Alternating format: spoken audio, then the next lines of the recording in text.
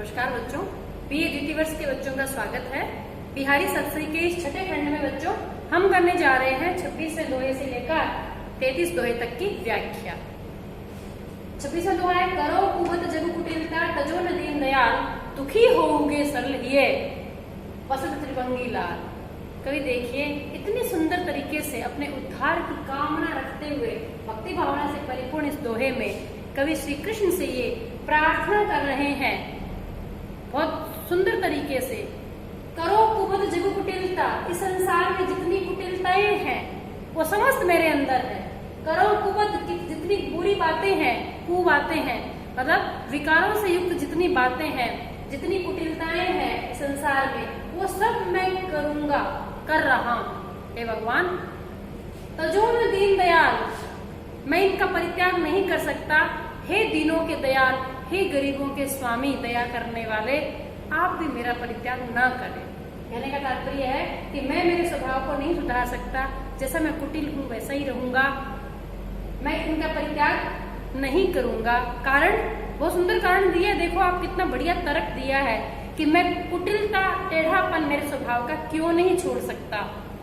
दुखी होगे सरल ही है, क्योंकि हे भगवान कृष्ण, आप सीधे सरल यदि मैंने हृदय बना लिया तो उस हृदय में आकर आप परेशान हो जाओगे, बड़े दुखी हो जाओगे। कारण, बसत त्रिभंगी लाल, क्योंकि आप भी तो तीन जगह से, आपकी जो भंगिमा है वो तीन जगह से टेढ़ी है। क्योंकि जब श्री कृष्ण खड़े होते हैं बच्चों तो उनकी तरीका क्या होता है, एक पैर के ऊपर दूसरे पैर इधर चला गया, कमर इधर चली गई और खुद इधर हो गए बांसुरी लेकर, तो तीन जगह से टेढ़े हैं।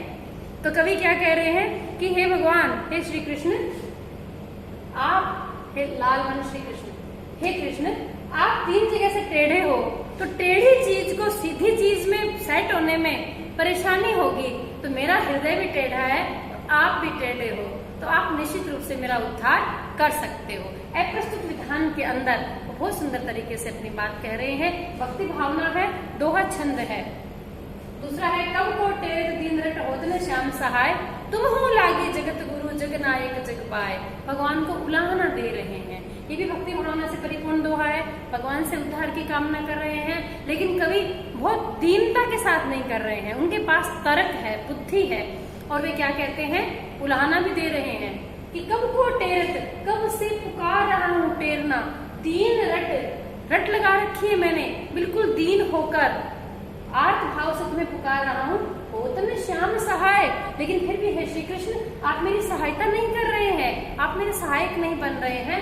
तुम हो लागे जगत गुरु, तुम्हें लग गई है जगत के गुरु होकर भी, आप इस संसार के में सबसे बड़े होने के बावजूद भी तुम्हें लग गई है जग नायक, आप इस संसार के नायक हैं। जग बाय, संसार की हवा, तो यह मुहावरे का प्रयोग किया है, हवा लगना। तो बच्चों, हवा लगना एक मुहावरा है, कहते हैं ना इसको, हवा लग, बाहर की हवा लग गई है। ऐसे ही वो भगवान से कह रहे हैं कि लगता है आपको भी संसार की हवा लग गई है। संसार के व्यक्ति जैसे किसी की सुनाई नहीं करते, ठीक वैसे आप भी मेरी सुनाई नहीं करते। मैं कब से आपको पुकार रहा हूँ, आप तो जगत के नायक हैं, जगत के गुरु हैं। गुरु की हवा पीछे शिष्यों को लगनी चाहिए, यहाँ उल्टा हो रहा है कि संसार की हवा आपको लग गई है। दूसरी तरफ क्या कहना चाह रहे हैं कि संसार की हवा आपको नहीं लग सकती, क्योंकि आप जगत के नायक हैं, आप तो इस संसार को रास्ता दिखाने वाले हैं। ऐसे में हे भगवान, आप मेरी मदद कीजिए। थोड़ी ही गुण रीझते बिसराई वह बानी, तुम्हू का मनो भय आज काल के दानी। या जानो जनो मनो मनो आगे यहाँ पे उत्प्रेक्ष अलंकार का प्रयोग हुआ है। कवि क्या कह रहे हैं, भगवान को अपनी जो आदत है उसकी याद दिलाते हुए कह रहे हैं, थोड़े ही गुण रीझते, थोड़े से गुण यदि किसी में होते तो थोड़े से गुणों पर भी आप तो रीझ जाने वाले हैं, प्रसन्न हो जाने वाले हैं। भगवान, आपका स्वभाव तो ऐसा है। बिसराई वह बानी, बाण माने आदत, बानी, बिसराई, भुला दिया आपने वो अपनी आदत। ऐसे कैसे आपने अपनी आदत को भुला दिया। तुम्हू का मनो भय, मानो तुम तो कन्हैया, भय माने हो गए आज काल के दानी। यहाँ पर इन्होंने क्या किया है कि अन्योक्ति अलंकार से भी काम लिया है। बात कृष्ण से कह रहे हैं और वो बात घट रही है आजकल वाले राजाओं पर। बिहारी के समय जो राजा कुछ कंजूस हो गए थे, बहुत सारा साहित्य सुनाने के बावजूद भी बहुत कम वो दान दक्षिणा दिया करते थे, प्रसन्न बहुत जल्दी से नहीं हुआ करते थे। तो इन्होंने ये दोहा रचा है कि मानो हे कृष्ण, आप तो आजकल वाले जो राजा है ना, जो अधिक गुणों पर भी कम दान देते हैं, कम रीझते हैं, तो आपको भी लगता है कि आजकल के दानी हो गए हो आप तो। आपने वो अपनी आदत भुला दी है, थोड़े से गुणों पे रीझ के बहुत सारा दे दिया करते थे आप तो यहाँ पे अन्योक्ति अलंकार भी है, भक्ति का भाव भी है और इसमें उत्प्रेक्षा भी है। स्वार्थ सुकृत न श्रम वृथा, देखो विहंग विचारी, बाज पराए पानी पर तू पच्छिनु न मारी। बच्चों ये बहुत महत्वपूर्ण दोहा है, इतिहास प्रसिद्ध दोहा है ये। इसमें क्या हुआ था कि मुगलों का शासन था और उन्होंने क्या किया था कि हमारे हिंदू राजा मान सिंह को दक्षिण में शिवाजी के ऊपर चढ़ाई करने के लिए भेजा था। राजा मुगल और काम में किसको लेता था? राजपूतों को, क्योंकि वो वीरता के लिए प्रसिद्ध थे। तो वो चाहता था, वो इसी प्रकार राजपूतों को ये हिंदुओं को ही हिंदुओं से लड़ाता था। क्या सुंदर तरीका था उसका। तो मान सिंह जब सेना लेकर चढ़ाई करने जाने वाले थे, तब कहते हैं कि बिहारी ने ये दोहा लिखकर उनको चेताया था, फिर वो रुक गए थे। तो इसमें अन्योक्ति है। अन्योक्ति कहाँ होती है? अन्य उक्ति, बात कहीं और किसी के लिए कही जाती है और वो घटती किसी और पर है, वो मतलब इशारा किसी और तरफ होता है। तो कवि यहाँ क्या कह रहे हैं? स्वार्थ सुकृत, ना तो तुम्हारा स्वार्थ है इस कार्य में, ना सुकृत कोई बहुत ही मतलब पुण्य का कार्य है, सुकृत सुंदर कार्य है, कोई पुण्य का कार्य भी नहीं है। स्वार्थ सुकृत न श्रम वृथा, और तुम्हारा ना ही कोई बहुत ही श्रमशील कार्य है, कोई तालाब खोदने का काम है, किसी काम आएगा तालाब कुआं खोद रहे हैं, नहीं। श्रम भी तुम्हारा बेकार है, वृथा बेकार। देखो विहंगु विचारी, एक पक्षी के माध्यम से कह रहे हैं, अरे पक्षी इस बात को तुम मन में विचार करके देख। बाज पराए पानी पर, पानी में हाथ, पानी ग्रहण संस्कार होता है ना, तो ब्रज में अणे का प्रयोग नहीं होता, अणे की जगह नय का प्रयोग होता है। अरे बाज पराए हाथों में पड़कर, आप लोगों ने देखा होगा कि उधर जो बाहर प्रदेश के, बाहर देशों के जो लोग होते हैं, वो बाज पालते हैं और अपने हाथ पे बिठाए रखते हैं, फिर उस बाज को इशारा करते हैं कि जाओ उस पक्षी का शिकार करके लेके आओ। तो बाज उस पक्षी को मार के गिरा देता है। बाज खुद तो नहीं खाता, ना तो स्वार्थ है उसका, ना ही पुण्य का काम है, सुकृत है, श्रम बेकार जाता है। उस पक्षी को खाता तो वो कोई उसका मालिक है, बाज के काम तो नहीं आया। और मारा उसने किसको? अपनी ही जाति के, स्वजाति के पक्षी को मारा।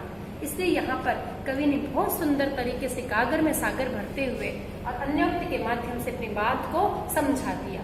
उन्होंने मानसी को समझाया, बाज पराए पानी पर तू पराए हाथों में पड़कर पर पक्षियों ने मारी, तू अपनी स्वजाति के पक्षी को मत मार। इसमें ना तेरा स्वार्थ है, ना सुंदर कार्य है, और तेरा श्रम भी बेकार जाएगा।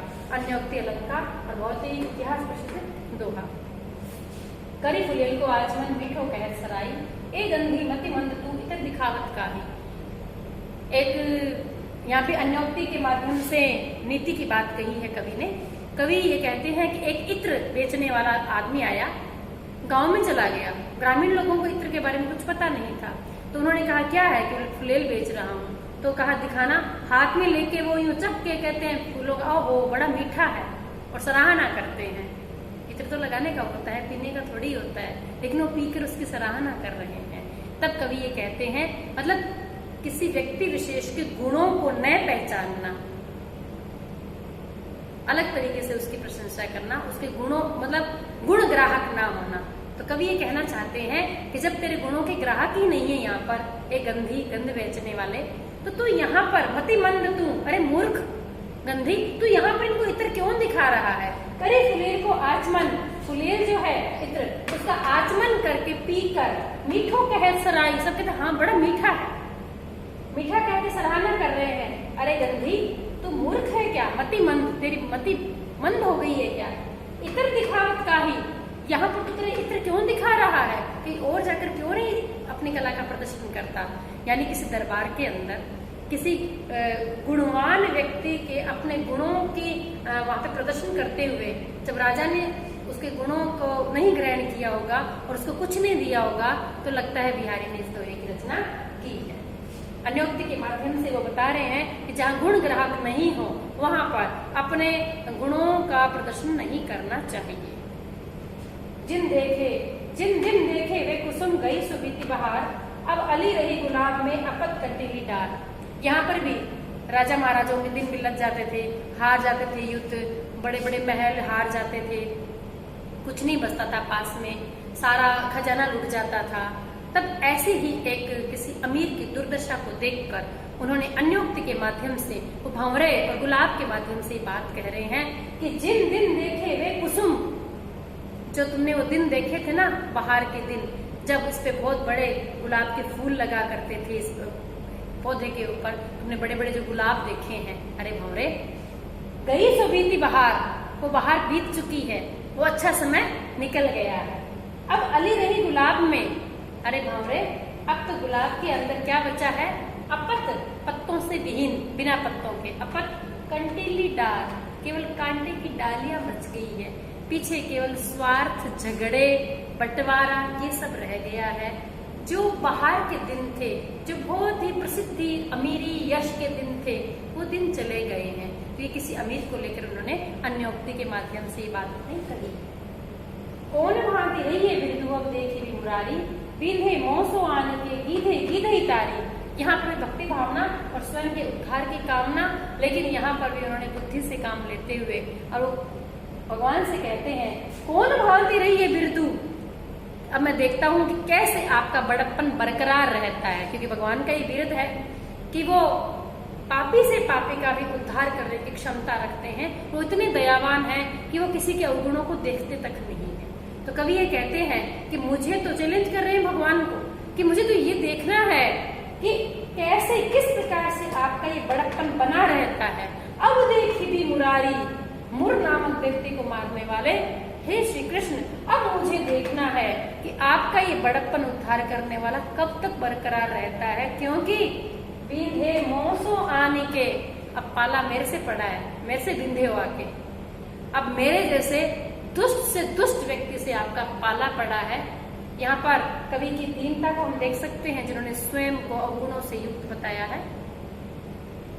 मेरे से पाला पड़ा है आपका, गीधे गीधे तारी, गीधे मैंने सीधे सीधे आप राम, जो आपने अवतार लिया था, रामावतार में आपने गिद्ध नामक सबसे हीन और नीच पक्षी का उद्धार किया था। गिद्ध जो होता है मरे हुए जानवरों को खाता है बच्चों, उसको शुद्ध और अच्छा पक्षी नहीं माना जाता है। जैसे बाकी तोता है, कोयल है, इनको अच्छा माना जाता है, कौवे को भी खराब माना जाता है, लेकिन कौवे से भी ज्यादा खराब गिद्ध माना जाता है, जो नोच नोच कर खाता है मरे हुए मांस को। तो कवि क्या कहना चाह रहे हैं कि आप रामावतार में सीधे गिद्ध का उद्धार करके, जटायु का उद्धार करके आप आ रहे हैं, लेकिन मैं तो उससे भी गया बीता हूँ। अब मुझे यही देखना है कि आप अपना वो बड़प्पन कैसे कायम रख पाते हैं। तो यहाँ पर भी बहुत सुंदर तरीके से उन्होंने अपने उद्धार की कामना की है भक्ति भावना के साथ।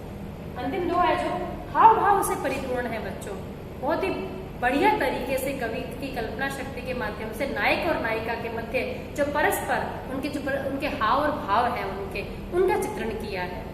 कहत नटत रीझत खीजत मिलत खिलत लजियात, भरे भवन में करत हैं नैनन ही सो बात। मतलब नायक और नायिका जो है एक दूसरे की प्रेमी प्रेमिका, वो एक दूसरे को चाहते हैं। भरे भवन, पूरा घर भरा हुआ है परिवार के लोगों से, उसमें वो नायिका उनके मध्य में ही है। नायक जो है वो बाहर खड़ा है और वो इशारे कर रहा है। कहत वो नायिका से आने के लिए कहता है, आंखों से इशारा करके कहता है आ जाओ। कहत नटत, नायिका गर्दन हिला देती है, नहीं नटत। रीझत, तो नायक रीझ जाता है कि अच्छा आज तो परिवार वालों का इतना ख्याल है, मेरी बात ही नहीं मान रही है, वो रीझ जाता है उसकी इस अदा पर। रीझत खीजत, तो नायिका खींच जाती है, थोड़ा सा ये गुस्सा दिखाती है। कहत नटत रीझत खीजत, अब नायिका का चूंकि प्यार करती है तो उसका ध्यान तो नायक की तरफ ही है प्रेम के कारण। फिर वो नायक की तरफ फिर देखती है। मिलत, दोनों की आंखें मिलती है। खिलत, दोनों के चेहरे खिल जाते हैं।